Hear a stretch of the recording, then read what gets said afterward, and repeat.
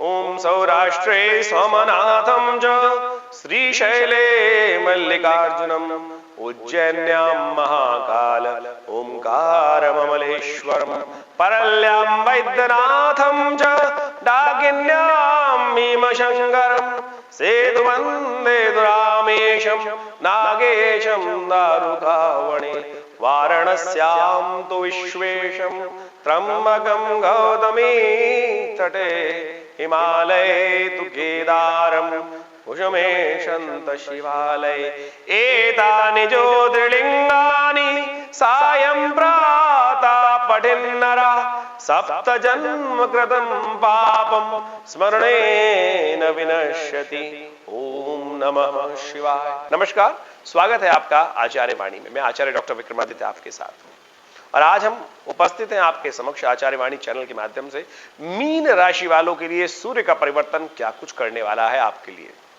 देखिए, हर ग्रह का परिवर्तन कुछ ना कुछ तो करता ही है, कुछ ना कुछ प्रभाव उत्पन्न करता है। कहा गया ना, every action has a similar reaction. Her action का कुछ ना कुछ रिएक्शन होता है, कुछ ना कुछ प्रभाव होता ही है। चाहे एक पत्ता भी हिला तो उसका कुछ ना कुछ प्रकृति में प्रभाव पड़ेगा। ऐसा हो ही नहीं सकता कि कुछ एक्शन का रिएक्शन ना हो। वो रिएक्शन जो है वो शुभ हो, ये कल्याणकारी है। लेकिन ज्योतिष विज्ञान के माध्यम से बड़े सुंदर तरीके से यह है, हर रिएक्शन को आप सुंदर बना सकते हैं, लाभमय बना सकते हैं, बुद्धि के द्वारा, उपाय के द्वारा, ज्ञान के द्वारा। यही मानव बुद्धि का चमत्कार है। आज हम बताने जा रहे हैं मीन राशि वालों के लिए क्या कुछ होने के योग है इस परिवर्तन से, ग्रह दृष्टिकोण से। वैसे हमने बहुत सारे वीडियोस आपके समय समय बताए हैं और ग्रह दृष्टिकोण से इस वक्त समय आपका बड़ा अच्छा चल रहा है। मीन राशि वालों, आपका स्टैटिक ग्राफ ग्रोथ हमें प्रत्यक्ष रूप से दिखाई देती है। और जो सूर्य का परिवर्तन वृषभ राशि में हुआ है, वो जो सूचना दे रहा है कि 15 तारीख को 11:58 पर सूर्य मेष से निकलकर वृषभ राशि में जाएंगे और करीब करीब 30 दिन। देखिए, सूर्य का परिवर्तन एक निर्धारित गति से चलता है, वो हर रोज एक अंश चलने ही है। सूर्य प्रत्यक्ष देवता है, नित्य प्रति हमें दर्शन देते हैं, चाहे कोई चाहे चाहे कोई ना चाहे, चाहे उनके प्रति श्रद्धा रखे कोई, चाहे उनका ना श्रद्धा रखे। प्रकृति के अनुसार से वो अपने सिद्धांत को अविरल करते चलते रहते हैं, अविरल अपने कर्तव्य का पालन करते रहते हैं।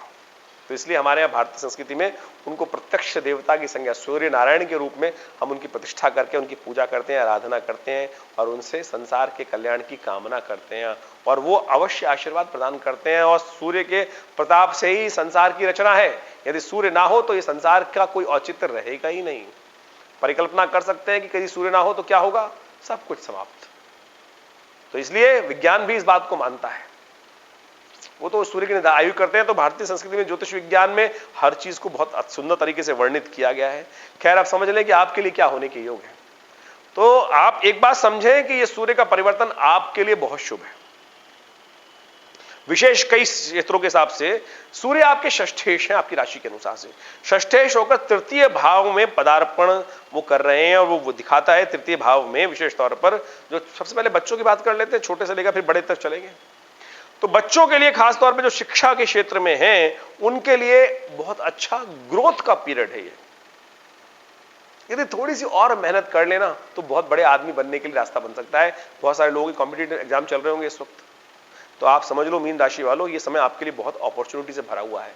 हमें दिखा रहा है ग्रह कि आपके साहस से, आपके अदम्य उत्साह से आप बहुत बड़ा काम करने वाले हो। तो हम तो उसको और बूस्ट करने का प्रयास कर रहे हैं कि बहुत अच्छे लगने से काम कर रहे हो और बहुत बढ़िया ग्रोथ का योग है। तो विश्वास रखो, आपके रास्ते प्रशस्त हैं और आपके आगे सफल होने के अच्छे चांसेस बनते दिखाई दे रहे हैं। तो 15 जून तक का ये सूर्य का जो गोचर है आपके लिए बड़ा कल्याणकारी साबित हो सकता है।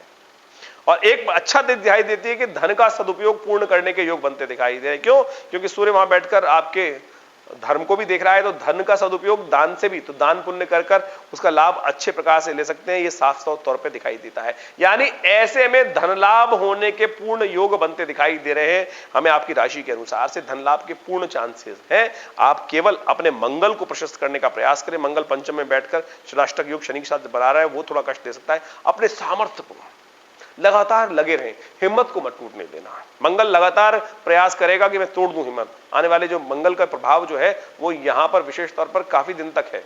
अभी 50 दिन तक, मंगल अभी 10 तारीख को बदला था, 10 विशेष तौर पर मई को, और 30 जून तक यहां रहेगा।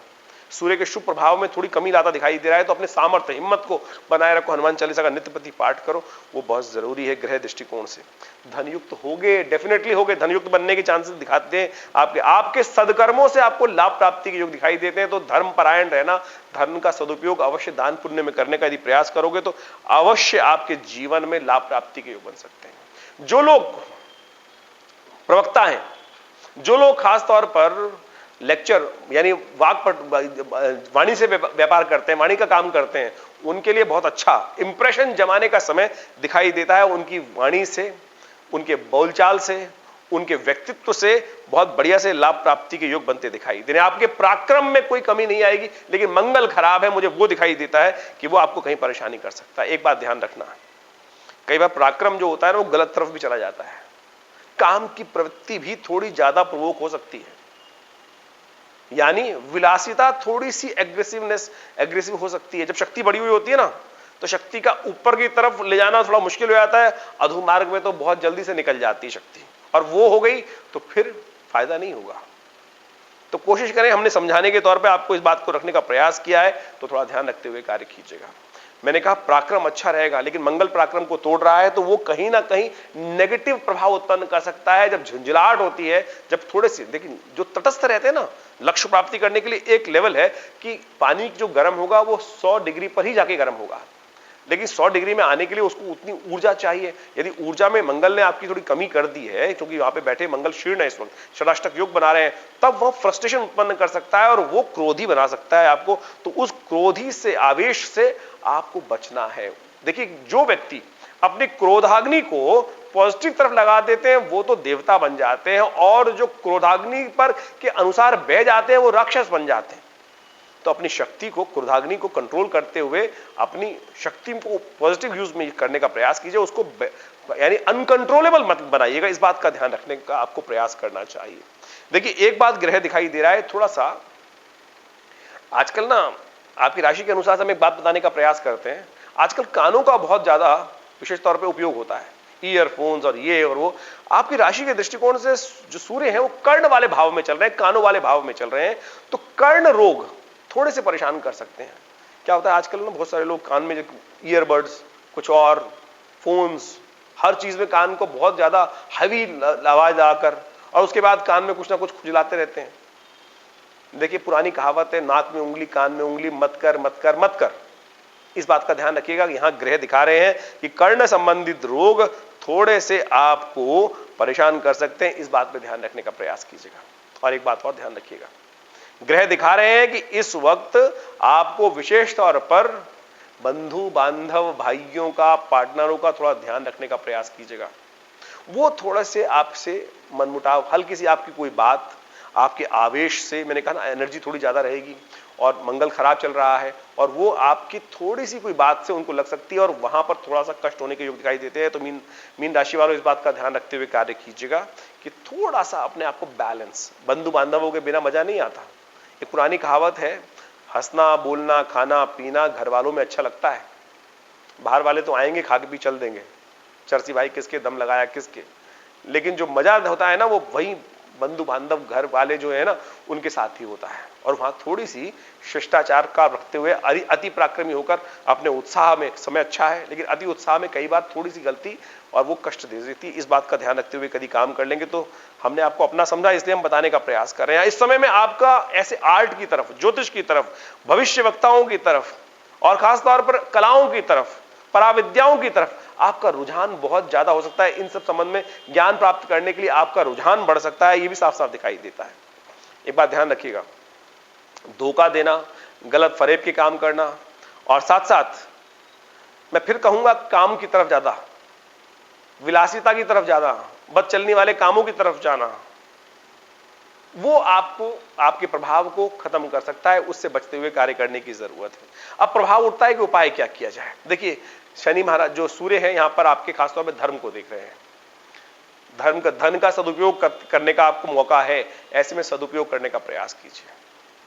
जो तृतीय भाव है, मैं कहूंगा पूजा पाठ, यज्ञ का भाव माना जाता है इसके अंदर। तो कोशिश ही कीजिए यज्ञ, गायत्री का यज्ञ सबसे श्रेष्ठ है। सूर्य को जल देना सबसे श्रेष्ठ है, गायत्री का यज्ञ कीजिए। गायत्री के देवता कौन है? सवित्री, सावित्री विद्या के अंतर्गत गायत्री आती है और वहां देवता सूर्य माने जाते हैं उनके। तो गायत्री का नित्य प्रति जप, गायत्री का यज्ञ आप अवश्य करने का प्रयास करें। देखिए बहुत बढ़िया कल्याण का योग बनेगा और मैं आशा करता हूं आप भी उसका प्रभाव ले सकते हैं। और हमने अपने इस चैनल के माध्यम से हम दिल्ली में विवेकानंद योगाश्रम में, हमारा आश्रम यज्ञ प्रधान आश्रम है, भारतीय संस्कृति यज्ञ प्रधान संस्कृति है। आजकल कुछ लोगों ने पता नहीं कहां से भ्रांति उत्पन्न कर दी है कि आर्य समाजी वाले ही यज्ञ करते हैं। अरे सनातन आर्य समाज तो अब आया 150 साल में। सनातनी यज्ञ व्यवस्था तो अनादिकाल से वेद विदोक्त धर्म तो सनातनी है, उसका एक भाग लेकर आज आर्य समाजों में लोगों ने इस बात को अच्छा रखा कि यज्ञ रख लिया। तो इसका कतई ये अर्थ नहीं है कि सनातनियों में यज्ञ, सनातन यज्ञ से भरा पड़ा है। अथर्व जो यजुर्वेद जो है वो यज्ञ तो वेद ही है, यजुर्वेद यज्ञ प्रधान वेद है। और हमारे यहां सबसे, लेकिन हमारी संस्कृति में आज हमारे मंदिरों में यज्ञ बंद हो गया। हमारे पंडित जो हम आप रख रहे हैं मंदिरों में, वो यज्ञ करना जानते ही नहीं। बहुत सारे लोगों में ऐसा हो गया है। क्यों? क्योंकि मंदिर के व्यवस्थापक आप लोग हैं और आप वहां ऐसे लोगों को रख देते हैं कि जो पंडित जी बस थोड़ा आजीविका चला लीजिए। कैसे चलाएगा वो पंडित आजीविका? 700 800 1000 रुपए में आप देते हो, उससे कैसे चलाएगा? आज पादरी हाईली क्वालिफाइड होता है, तो मैं चाहूंगा आप मंदिर में हाईली क्वालिफाइड पंडित रखें।